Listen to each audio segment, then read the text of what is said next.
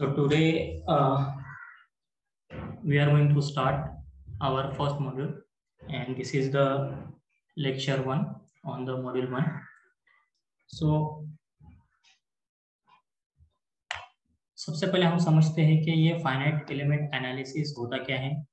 Okay, finite element analysis ये है technique to solve differential equations. Okay, differential equation को solve करने की क्या है, ये टेक्निक है. अब ये डिफरेंशियल इक्वेशन जो होती है, ये डिफरेंशियल इक्वेशन ये हमारी जो भी प्रॉब्लम का सेट होता है, इस प्रॉब्लम सेट की क्या होती है, गवर्निंग इक्वेशंस होती है. ये क्या होती है, गवर्निंग इक्वेशंस होती है. अब ये प्रॉब्लम कौन कौन से हो सकते हैं, जैसा कि हम अगर मैकेनिकल इंजीनियरिंग की फील्ड का को कंसीडर करते हैं, तो यहाँ पर बहुत सारे टाइप के क्या होते हैं, प्रॉब्लम्स होते हैं, जिसके अंदर हमको क्या करना पड़ता है, कोई भी एक कंपोनेंट की डिजाइन करना पड़ती है, या फिर कोई भी एक जो सब सिस्टम है या सिस्टम है उसके क्या करना पड़ता है, डिजाइन करना पड़ती है. ओके, सो जो सिस्टम और सब सिस्टम रहेंगे, ये हो सकता है कि कोई स्ट्रक्चरल सिस्टम हो. ओके, या फिर हो सकता है कि कोई जैसा कि थर्मल सिस्टम हो. ओके, और यहाँ पर हम जो तो कोई फ्लूइड डायनामिक्स वाली सिस्टम को भी क्या कर सकते हैं, वहां पर यूज कर सकते हैं. ओके, अब ये जो स्ट्रक्चरल जो सिस्टम होती है, स्ट्रक्चरल सिस्टम के अंदर हमारे पास बहुत सारे प्रॉब्लम्स होते हैं, जो कि जनरल मैकेनिक्स का जो तो क्या करते हैं, यहाँ पर उससे हम सॉल्यूशन निकालते हैं. जनरल मैकेनिक्स से क्या करते हैं, उसको सॉल्व करते हैं. थर्मल प्रॉब्लम के अंदर हमारे पास बहुत सारे जो तो हीट ट्रांसफर के प्रॉब्लम होते हैं, जैसा कि अगर हमको कोई बॉयलर है, बॉयलर के अंदर की हीट को चेक करना है, या फिर आदमी कोई एक कंपोनेंट डिजाइन करना है, जैसा सपोज कोई एक ब्रेकिंग सिस्टम है व्हीकल की, ठीक है, उस ब्रेकिंग सिस्टम के ऊपर जो ब्रेक डिस्क है, ब्रेक डिस्क के ऊपर कितनी हीट जनरेट हो रही है, वो हीट कैसे डिसिपेट होगी, ठीक है. तो यहाँ पर हम क्या करते हैं, यहाँ पर एक थर्मल प्रॉब्लम को उसको सॉल्व करते हैं. और फ्लूइड डायनामिक्स की जो कुछ कुछ प्रॉब्लम होती है, जैसा कि अगर हमने ऑटोमोबाइल इंजीनियरिंग का ही एग्जाम्पल लिया, तो ऑटोमोबाइल के अंदर क्या होता है कि हमारी जो व्हीकल होती है, ओके, इस व्हीकल के ऊपर से ये जो फ्लूइड का जो फ्लो है, एरोडायनेमिक्स, इसको हम क्या करते हैं, वहां पर स्टडी करते हैं. ओके, या फिर अगर हमने कोई एक फ्लो चैनल ले लिया इस तरह से, और इस फ्लो चैनल के अंदर से अगर हमारा जो तो एयर या फिर जो फ्लूइड रहेगा कोई भी लिक्विड फॉर्म के अंदर, ये इसका जो फ्लो है, इस फ्लो के लिए क्या रहेंगे हमारे पास, इसको हमको सॉल्व करना रहेगा कि इसके यहाँ पर ये बाउंड्री कंडीशन क्या रहेगी, ये फ्लूइड की वेलोसिटी क्या रहेगी. तो ये सब कुछ जो प्रॉब्लम्स होते हैं, ये प्रॉब्लम्स को पहले सॉल्व करने के लिए हमको क्या करना पड़ता है, यहाँ पर कुछ गवर्निंग इक्वेशंस को फॉर्म करना पड़ता है. ओके, और ये जो गवर्निंग इक्वेशंस होती है, ये गवर्निंग इक्वेशन कौन से फॉर्म में होती है, ये हमेशा डिफरेंशियल फॉर्म में होती है, डेरिवेटिव्स के फॉर्म में होती है. ओके, और ये डेरिवेटिव्स का जो फॉर्म होता है, इस डेरिवेटिव के फॉर्म को हम क्या करते हैं, फाइनाइट एलिमेंट एनालिसिस या फिर फाइनाइट एलिमेंट मेथड के जरिए से क्या करते हैं, उसको सॉल्व करते हैं. ओके, सो जब भी हम कोई फाइनाइट एलिमेंट मेथड का पैकेज या फिर finite element analysis software use करते हैं, या फिर अगर हम इसको मैन्युअली सॉल्व कर रहे हैं, तो यहाँ पर हमेशा 3 बातों को याद रखना है. ओके, सो पहली बात क्या होती है कि हमको जो भी प्रॉब्लम है, उस प्रॉब्लम का क्या करना है, हमको गवर्निंग इक्वेशन को फॉर्म करना है, गवर्निंग इक्वेशन को फॉर्म करना है. अब ये जो गवर्निंग इक्वेशन रहेंगे, ये हमने जैसा देखा कि ये डिफरेंशियल इक्वेशन के फॉर्म में रहता है. ओके, अब ये डिफरेंशियल इक्वेशन के जो फॉर्म में है, तो डिफरेंशियल इक्वेशन अगर ये सिंपल है, डिफरेंशियल इक्वेशन कैसी है, सिंपल है, एंड अगर इसका जो ये लोअर ऑर्डर डिफरेंशियल इक्वेशन है सपोज, ठीक है, तो इसको सॉल्व करना हमारे लिए क्या होता है, इजी होता है. ओके, अब कोई भी जो डिफरेंशियल इक्वेशन होती है, डिफरेंशियल इक्वेशन को सॉल्व करने के लिए हम देखो अलग अलग क्या करते हैं, मेथड्स का यूज करते हैं. सपोज अगर हमारे पास कोई कोई एक एलिमेंट है, सपोज हमको dx by dx, ठीक है, या फिर dy by dx, इस तरह से हमको क्या करना है, एक डिफरेंशियल इक्वेशन को क्या करना है, सॉल्व करना है। ओके, तो ये dy बाई डी एक्स, अगर ये जो y है हमारा, ये जो फंक्शन रहेगा, अगर ये फंक्शन हमारा k है, ठीक है, कोई कांस्टेंट है, तो हमारी जो डिफरेंशियल इक्वेशन है इसका जो वैल्यू होती है क्या होती है, यहाँ पर 0 आ जाती है simply.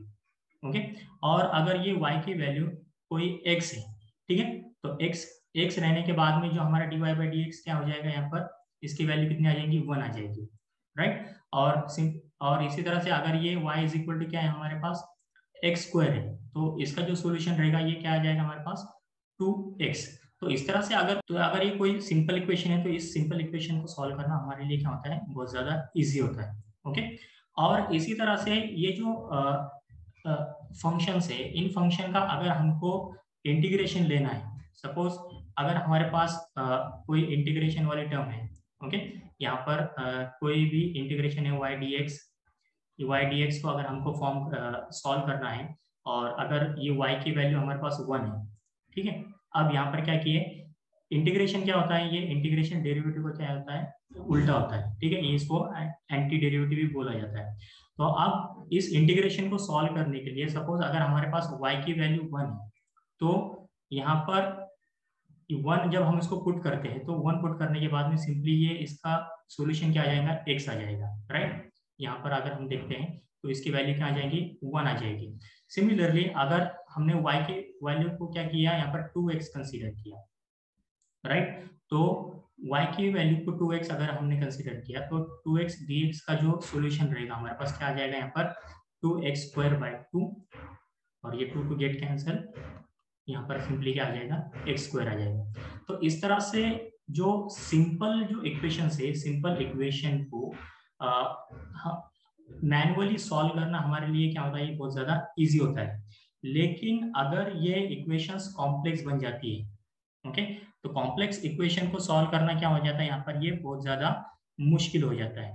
Okay, so complex equation कहाँ पर होती है, जहां पर हमारा कोई भी जो एप्लीकेशन है, जैसा कि ऑटोमोटिव के केस के अंदर मैंने आपको बताया कि अगर एरोडायनेमिक्स प्रॉब्लम को सॉल्व करना है, या फिर ब्रेक के ऊपर हीट कितनी जनरेट होगी उसको सॉल्व करना है, या सिंपली अगर कोई हमारे पास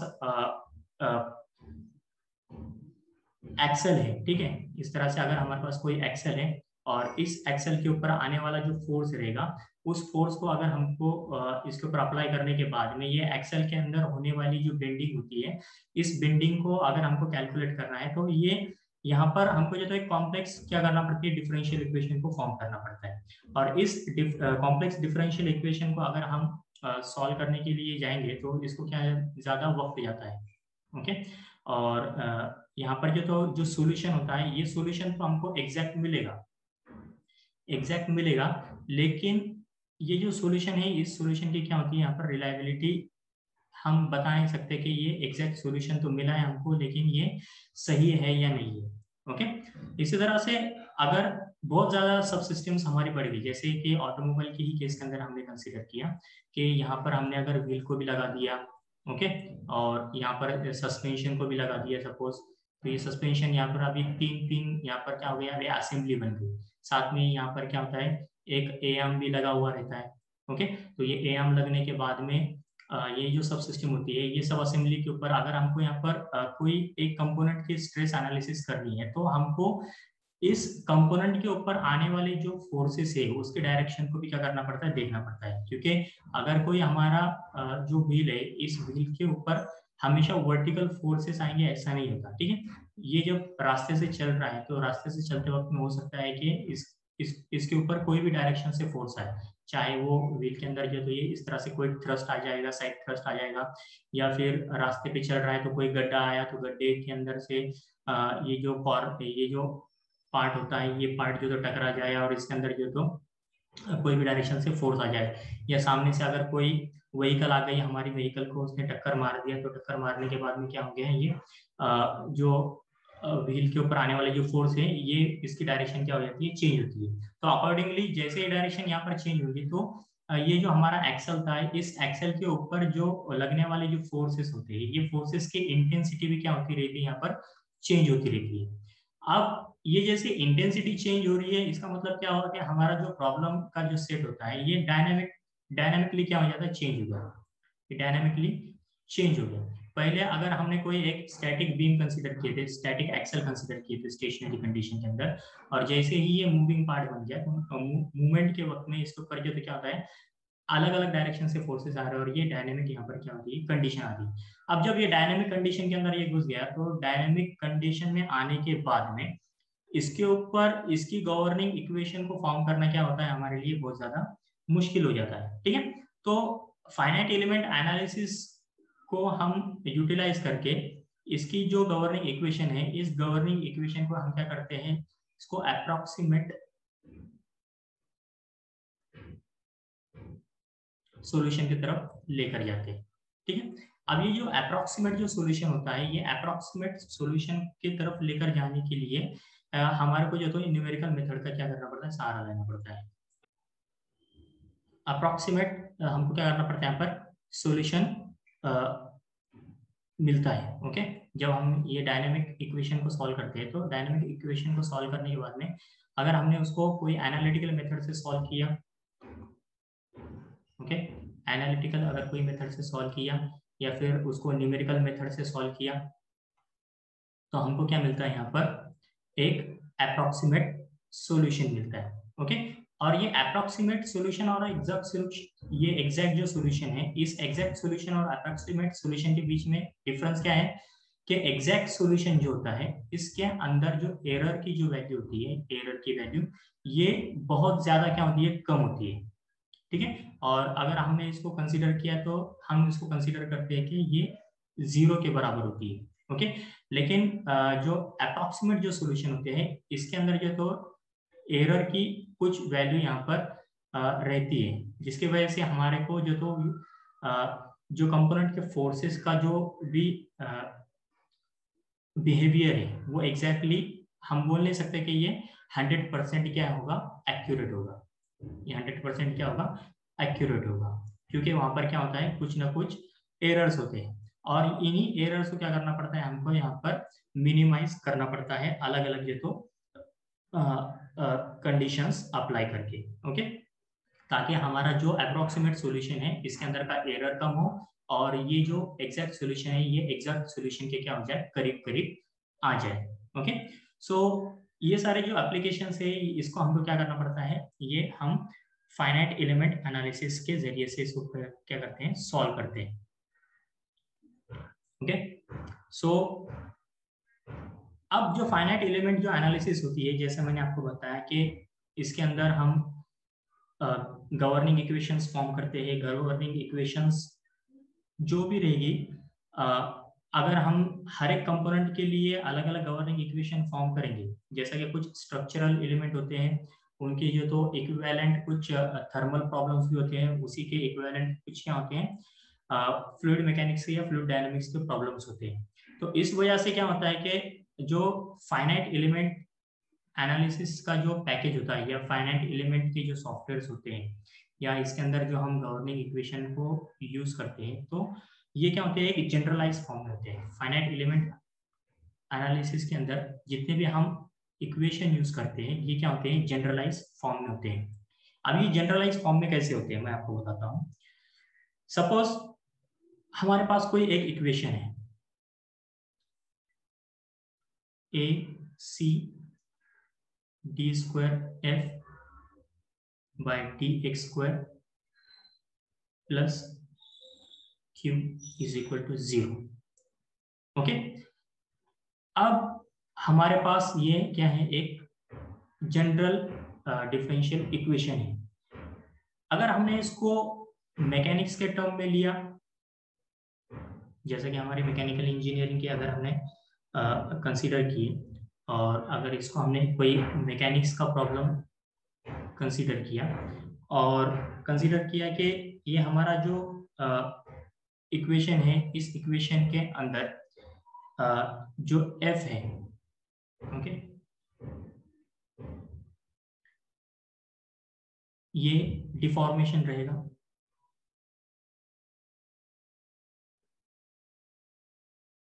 ओके, इससे क्या मिल जाएगा हमको, डिफॉर्मेशन। सपोज कोई एक रॉड है और इस रॉड के ऊपर हमने क्या किया, एक एक्शियल फोर्स अप्लाई की है, ओके। और ये एक्शियल फोर्स अप्लाई करने के बाद में हमने क्या किया, इसका एक डिफॉर्मेशन फाइंड की, ओके। और इसको हमने सपोज यहाँ से फिक्स किया हुआ है और इसको क्या किया हमने, एक एक्शियल फोर्स अप्लाई की है। तो ये जो एक्शियल फोर्स रहेगा ये रहेगा क्यू, जिसको हम Q will be our axial force, ठीक है। यहाँ पर हमने क्या किया, क्यू को एक्शियल फोर्स कंसीडर किए और इस फोर्स की वजह से क्या हो रहा है, यहाँ पर एफ डिफॉर्मेशन हो रहा है। अब ये जो रॉड रहेगा, इस रॉड का क्या रहेगा, एक कुछ क्रॉस सेक्शनल एरिया रहेगा, okay. So that will be a क्या रहेगा यहाँ पर, cross sectional area.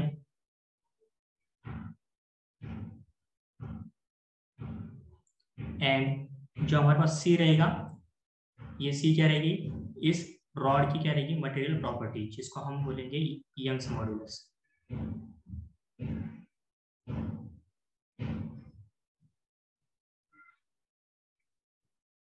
Okay.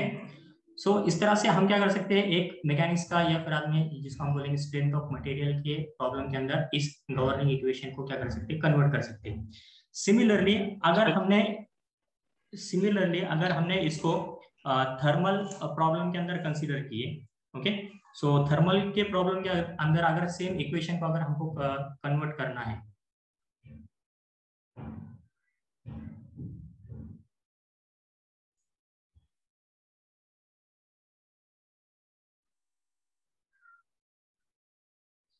Thermal equation के अंदर, सो हम क्या कंसीडर करेंगे कि हमको टेम्परेचर फाइंड करना है। तो ये एफ हमारे लिए क्या बन जाएगा, यहाँ पर टेम्परेचर बन जाएगा। जैसा कि यहाँ पर एफ क्या था, हमको डिफॉर्मेशन फाइंड करने के लिए हम जो तो एफ को यूज कर रहे थे, उसी तरह से थर्मल के प्रॉब्लम को सॉल्व करने के लिए और टेम्परेचर फाइंड करने के लिए हम क्या करेंगे, यहाँ पर एफ को टेम्परेचर मानकर चलेंगे,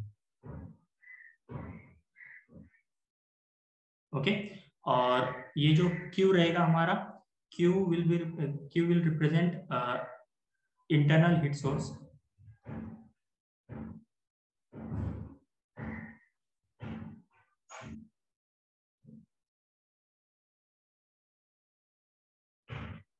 and A represents cross sectional area,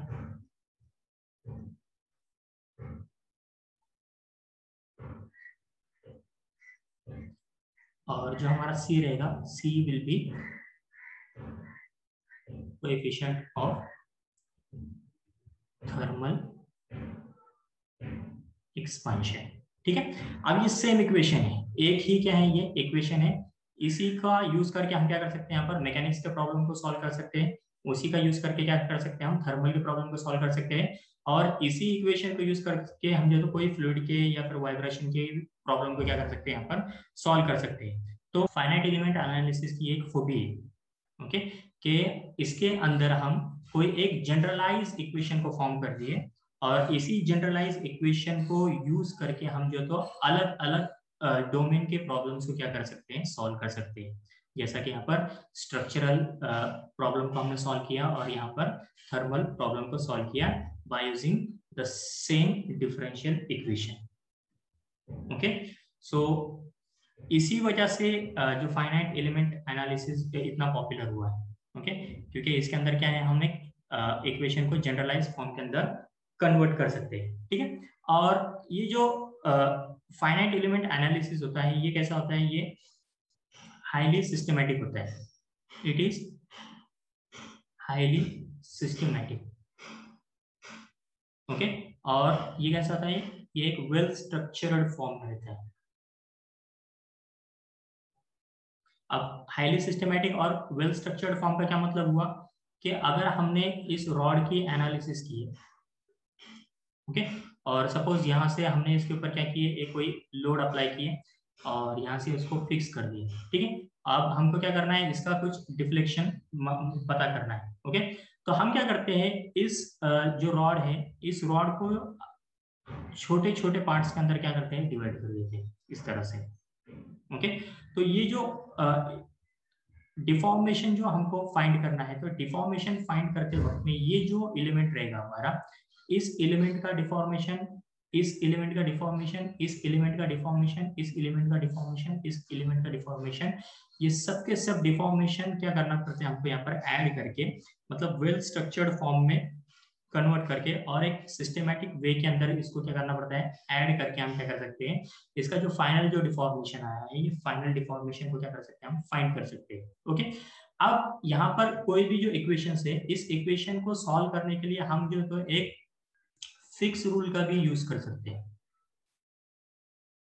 okay, fix rule का मतलब क्या हुआ कि हम स्टेप वाइज ही जाएंगे। जैसा कि पहले हमको एक एलिमेंट है, इस एलिमेंट को क्या करना है, डिस्क्रिटाइज करना है, ठीक है, डिस्क्रिटाइज करना है। डिस्क्रिटाइज करने के बाद में हम क्या करेंगे, यहाँ पर उसके ऊपर कोई लोडिंग अप्लाई करेंगे, ओके, बाउंड्री कंडीशन दे देंगे, बाउंड्री कंडीशन उसके ऊपर दे देंगे, एंड फाइनली क्या करेंगे, उसके ऊपर प्रोसेसिंग करेंगे। तो अगर आप कोई भी जो प्रॉब्लम देखेंगे फाइनाइट एलिमेंट एनालिसिस के अंदर, तो हम ये जो मेथड्स हैं, जैसे कोई भी कंपोनेंट है उसको क्या करेंगे, डिस्क्रिटाइज कर दे रहे हैं, लोड अप्लाई कर दे रहे हैं, बाउंड्री कंडीशन अप्लाई कर दे रहे हैं, और उसके ऊपर क्या कर रहे हैं, जो प्रोसेसिंग शुरू कर दे रहे हैं। मतलब यहाँ पर क्या कर रहे हैं, हम जो गवर्निंग इक्वेशन हमने जो फॉर्म की थी, उसकी जो तो न्यूमेरिकल मेथड या एनालिटिकल मेथड से क्या कर रहे हैं, उसको सॉल्व करना हमने शुरू कर दिया। न्यूमेरिकल मेथड से या फिर बाद में एनालिटिकल मेथड से हमने क्या किया, उसको सॉल्व करना शुरू कर दिया, एंड लास्ट में क्या कर देंगे, हम उसके रिजल्ट्स को इंटरप्रेट करेंगे। ठीक है, तो अब ये एक फिक्स रूल होता है। सपोज अगर हमको ये पी की वैल्यू को चेंज करना है, ये जो एलिमेंट है इसकी लेंथ को चेंज करना है, तो हम क्या कर सकते हैं कि कोई एक फिक्स एल्गोरिथम लिख कर रख सकते हैं, कोई एक फिक्स एल्गोरिथम को लिख के रख सकते हैं एक प्रोग्राम के फॉर्म में। ठीक है, अब इस प्रोग्राम के फॉर्म में जब हमने इसको लिख के रख दिया, तो यहाँ पर क्या करेंगे, हमको जैसे जैसे कोई भी सिस्टम है, इसके ऊपर अगर फोर्स को वेरी करना है, इसकी लेंथ को वेरी करना है, डिस्क्रिटाइज जब हमने इसको किया तो इस एलिमेंट के साइज को अगर वेरी करना है, तो हम सिंपली क्या करेंगे, ये जो प्रोग्राम है, इस प्रोग्राम के अंदर ये जो गवर्निंग इक्वेशन है, इसके अंदर छेड़खानी नहीं करेंगे। ओके, हम क्या करेंगे, सिर्फ और सिर्फ जहां कहीं पे भी पी की वैल्यू लिखी हुई है, जहां कहीं पे भी जो तो लेंथ की वैल्यू लिखी है, वहीं के ऊपर क्या करेंगे, चेंज कर देंगे और सिंपली उसको रन करेंगे। ठीक है, तो हमारे को क्या करेगा, वो सोल्यूशन दे देगा। ठीक है, तो हम क्या कर सकते हैं कि अगर हमको कोई प्रॉब्लम सॉल्व करना है, तो एक फिक्स रूल के हिसाब से या एक फिक्स एल्गोरिथम के हिसाब से एक प्रोग्राम लिख कर रख सकते हैं, और उस प्रोग्राम को क्या कर सकते हैं, अलग अलग वैल्यू के लिए हम रन करके देख सकते हैं। ठीक है, तो यहाँ पर हर बारी को एक नया एलिमेंट बनाना, अलग लेंथ का वो एलिमेंट बनाकर उसके ऊपर अलग अलग फोर्सेस अप्लाई करके चेक करना, ऐसा ना करते हुए हम क्या कर सकते हैं, एक ही प्रोग्राम लिख कर रख दिया और उसी के अंदर क्या करेंगे, सिंपली जो वैल्यूज है, लेंथ की वैल्यूज है, फोर्स की वैल्यू है, उसी को क्या करेंगे, चेंज कर देंगे। ओके, तो जब हम इसको ये जो गवर्निंग इक्वेशन है, इसके अंदर जब हम इसको फॉर्म करते हैं, तो ये फॉर्म करते वक्त में हमको क्या करना पड़ता है, यहाँ पर इसका जो तो ये इक्विलिब्रियम इक्वेशन के अंदर उसको फॉर्म करना पड़ता है। ओके, अब ये जो इक्विलिब्रियम जो इक्वेशन है, इसको फॉर्म करने के बाद में हम क्या करेंगे, यहाँ पर जो रिजल्ट्स रहेंगे, इस रिजल्ट्स के अलग अलग, जैसा कि हमारे पास अगर स्ट्रक्चरल एनालिसिस कर रहे हैं हम, तो स्ट्रक्चरल एनालिसिस करते वक्त में हम क्या फाइंड करेंगे। ओके, तो यहाँ पर हम क्या करेंगे, इक्विलिब्रियम इक्वेशन के अंदर इसको फॉर्म करेंगे, और यहाँ पर जो स्ट्रक्चरल जो प्रॉब्लम है, स्ट्रक्चरल प्रॉब्लम के अंदर हम क्या करेंगे, यहाँ पर स्ट्रेन और डिस्प्लेसमेंट के बीच में का रिलेशनशिप फाइंड करेंगे।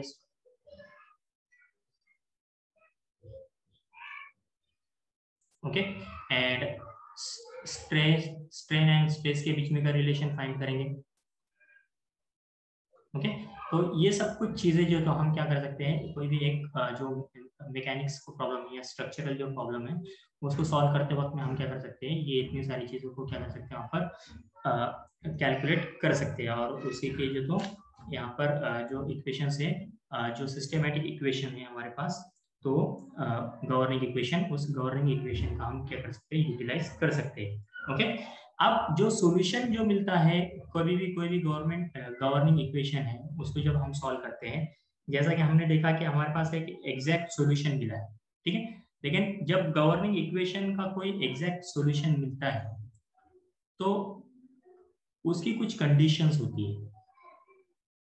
एग्जैक्ट सॉल्यूशंस की क्या कंडीशन होती है कि अगर हमने कोई एक प्रॉब्लम को सॉल्व किया, जैसे कि हमने पिछले प्रॉब्लम को ही हम कंसीडर कर लेते हैं, रॉड वाला कंसीडर किया, ठीक है, और इसको हमने डिस्क्रिटाइज किया था। अगर इसको हमने एग्जैक्ट सॉल्यूशन हमने इसको फाइंड किया, तो एग्जैक्ट सॉल्यूशन फाइंड करते वक्त में हमको ये बात का ध्यान रखना है कि अगर मैं इस गवर्निंग इक्वेशन को एग्जैक्ट सॉल्यूशन के तरीके से सॉल्व कर रहा हूँ, तो यहाँ पर ये जो रॉड है इसके अंदर अगर मैं इस पॉइंट के ऊपर उस इक्वेशन को पुट करता हूँ तो मुझे आंसर सही मिलना चाहिए, एग्जैक्ट मिलना चाहिए। ओके, अगर मैं इस पॉइंट के ऊपर उसको अप्लाई कर रहा हूँ तो यहाँ पर भी मुझे क्या मिलना चाहिए, एग्जैक्ट सॉल्यूशन मिलना चाहिए। और यहाँ पर अगर मैं कोई पॉइंट कंसीडर कर रहा हूँ या इधर कोई पॉइंट कंसीडर कर रहा हूँ, ओके, तो यहाँ पर भी मुझे क्या मिलना चाहिए, एग्जैक्ट सॉल्यूशन मिलना चाहिए। मतलब ये मेरा जो डोमेन है, इस डोमेन के ऊपर कोई भी पॉइंट के ऊपर मैं एग्जैक्ट सॉल्यूशन को अगर यूटिलाइज कर रहा हूँ तो मुझे जो तो सॉल्यूशन वो हर एक पॉइंट के ऊपर क्या करना चाहिए, सेटिस्फाई करना चाहिए। ओके, और जितनी भी बाउंड्री कंडीशंस है, सपोज अगर यहाँ पर एक कुछ हमने बाउंड्री कंडीशन रखी, यहाँ पर कुछ एक बाउंड्री कंडीशन रखी, तो हर एक जो पॉइंट की जो बाउंड्री कंडीशन है वो इस डोमेन के अंदर वो बाउंड्री कंडीशन भी जो तो ये कैसी होनी चाहिए, ये हर एक बाउंड्री कंडीशन जो तो ये एग्जैक्टली जो तो ये जो हमारा सॉल्यूशन है इसको सेटिस्फाई करना चाहिए। एग्जैक्ट सॉल्यूशन के जो मेथड है इसको क्या करना चाहिए, उसने सेटिस्फाई करना चाहिए। ओके, और एग्जैक्ट सॉल्यूशन के अंदर जो भी हम इसको सॉल्व करेंगे तो हमारा जो एरर रहना चाहिए, ये एरर हमेशा 0 ही रहेगा। एग्जैक्ट सॉल्यूशन, अगर यहाँ पर कुछ एरर आता है तो एरर आने के बाद में हम ये नहीं बोल सकते कि हमारा ये क्या है, कोई एग्जैक्ट सॉल्यूशन है। ओके, उसी तरह से जो हमारे पास अप्रॉक्सीमेट जो सॉल्यूशन होता है, इस अप्रॉक्सीमेट जो सॉल्यूशन को सॉल्व करने के लिए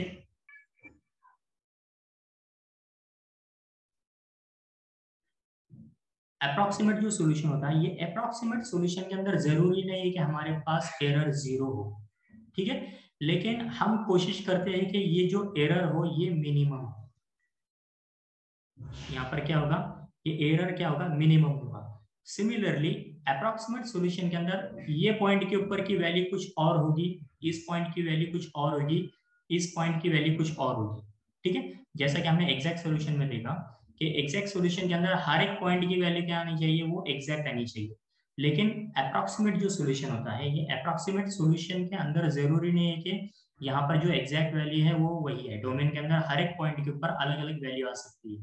ओके, लेकिन जब हम हर एक पॉइंट की वैल्यू के ऊपर का जब उसको सम करते हैं, ठीक है, सम करते हैं, तो सम करने के बाद में हमारा जो एरर है वो एरर क्या होना चाहिए, मिनिमम होना चाहिए।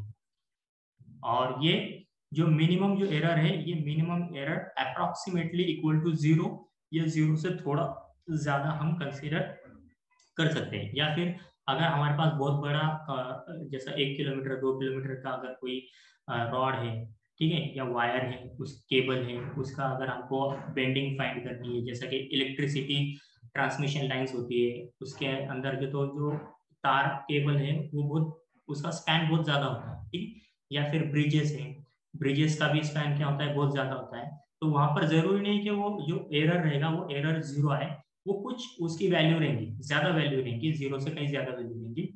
लेकिन वो क्या रहेगी, जो हमारा जो सॉल्यूशन है, सपोज अगर हमने 100 किलो न्यूटन को कंसीडर किया, ये हमारा एग्जैक्ट सॉल्यूशन से वैल्यू आ रही है, तो हमारी जो वैल्यू है ये कम से कम कितनी आनी चाहिए, 90 किलोमीटर आनी चाहिए,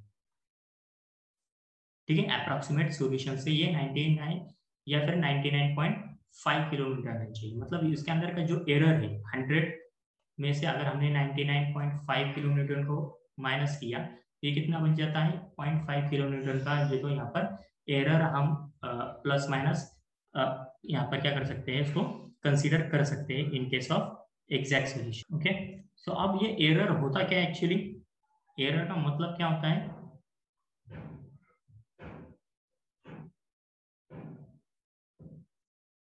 एरर इज डिफरेंस बिटवीन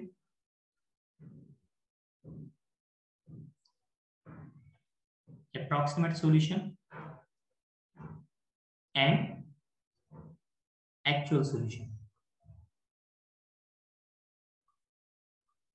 और एक्चुअल सॉल्यूशन के अंदर जो रिजल्ट आते हैं, ठीक है, और अप्रोक्सीमेट सॉल्यूशन के बीच में जो रिजल्ट आता है, ये दोनों के बीच में का डिफरेंस क्या होता है यहाँ पर, उसको हम एरर बोलते हैं, ठीक है। अब ये जो एरर है, इस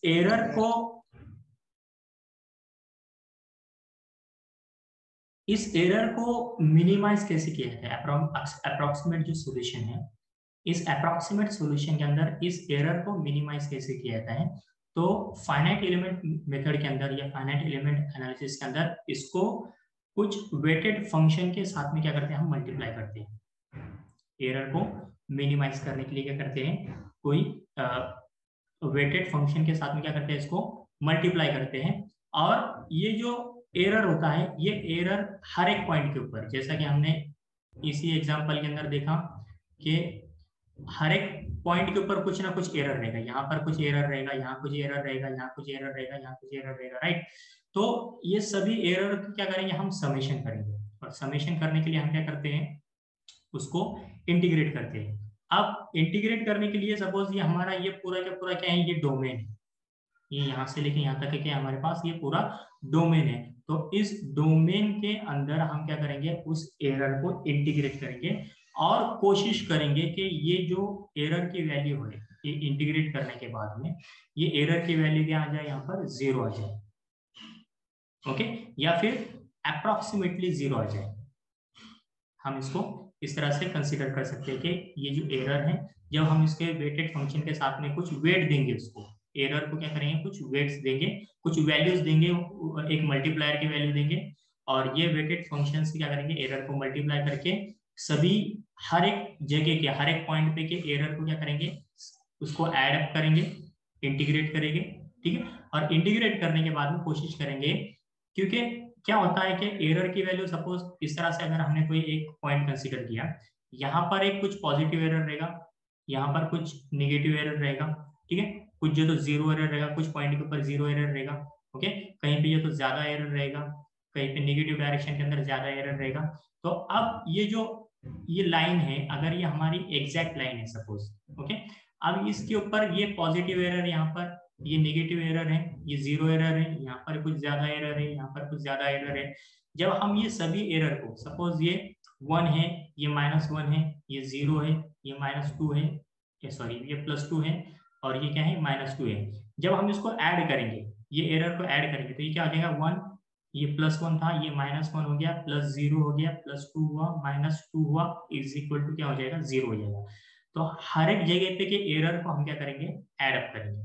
ये इक्वेशन का मतलब क्या हुआ, इस इक्वेशन का क्या मतलब हुआ कि एक अगर हमारे पास स्ट्रेट लाइन है, इस स्ट्रेट लाइन के पास अगर कुछ एरर नेगेटिव डायरेक्शन के अंदर है, कुछ पॉजिटिव डायरेक्शन, कम ज्यादा एरर हो सकते हैं, राइट।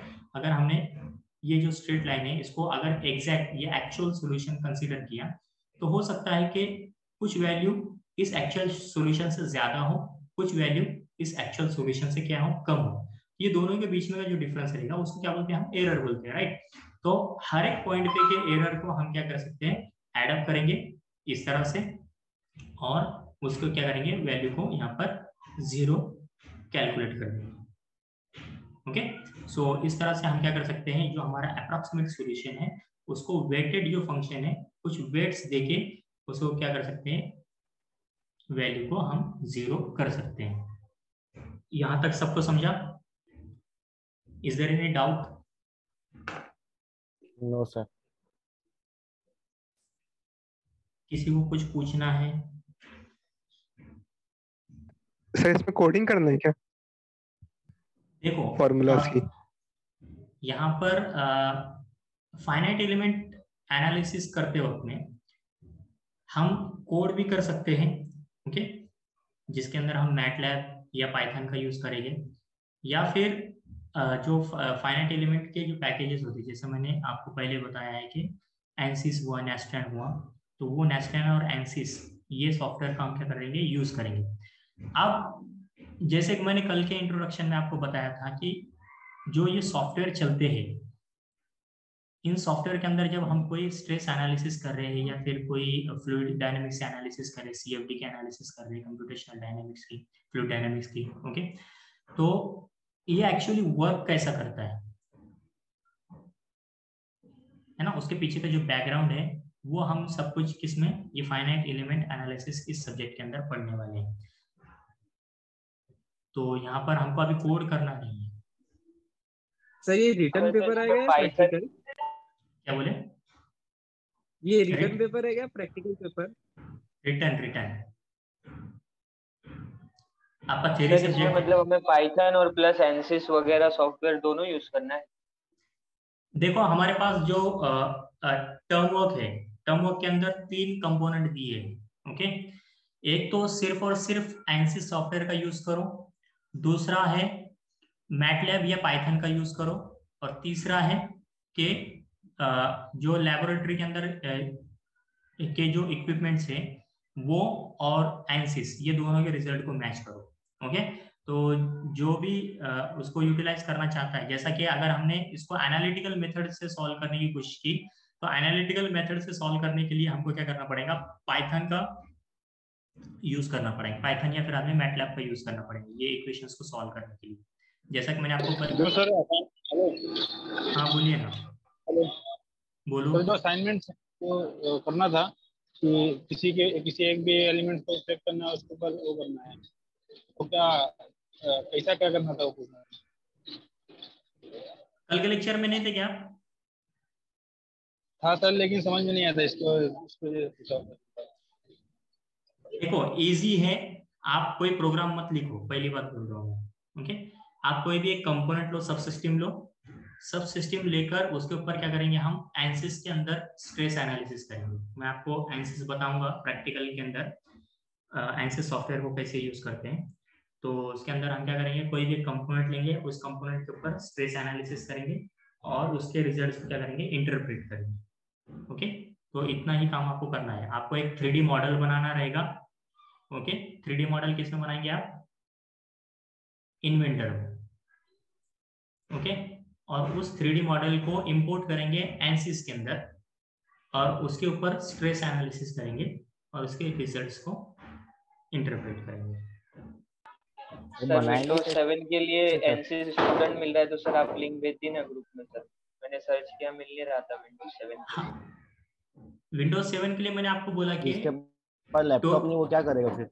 टोरेंट पे सर्च करो। अभी वो उसका बहुत बड़ा प्रॉब्लम है, लैपटॉप नहीं तो कुछ ना कुछ जुगाड़ करना पड़ेगा। कोई दोस्त करीब में रहता है तो उनके पास जाओ, वहां से या किसी सर एनीडेक्स की कर सकते हैं क्या इसको, एनीडेक्स पे क्या आप बोले? वहां से, जैसा लास्ट सेम में सर वो इन्वेंटर सबके पास था नहीं, तो सर जावेद वो जो सर थे वो एनीडेक्स पे शेयर करते थे, तो बच्चे यहाँ से करते थे। तो एनसिस के लिए ऐसा कुछ नहीं हो सकता है?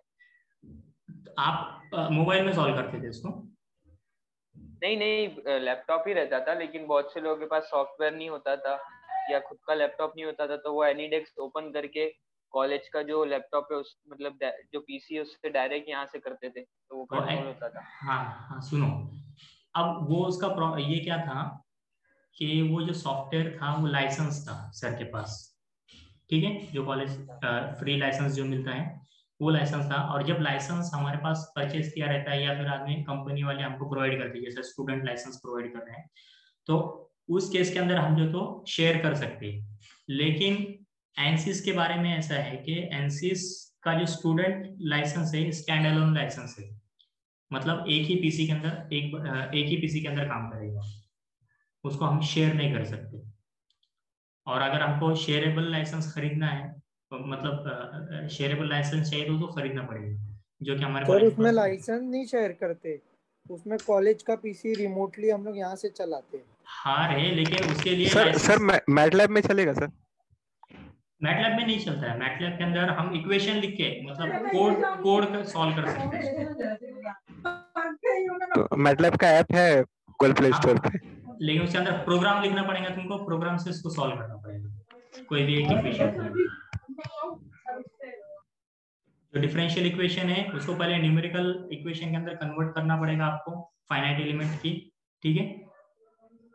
मास एंड स्टिफनेस के फॉर्म के अंदर इक्वेशन फॉर्म होती है, फिर उसको मैट्रिक्स फॉर्म में कन्वर्ट करना पड़ेगा, मैट्रिक्स फॉर्म में कन्वर्ट करके आपको मैटलैब में इसको सॉल्व करना पड़ेगा। In the next lecture we'll see how to minimize the error.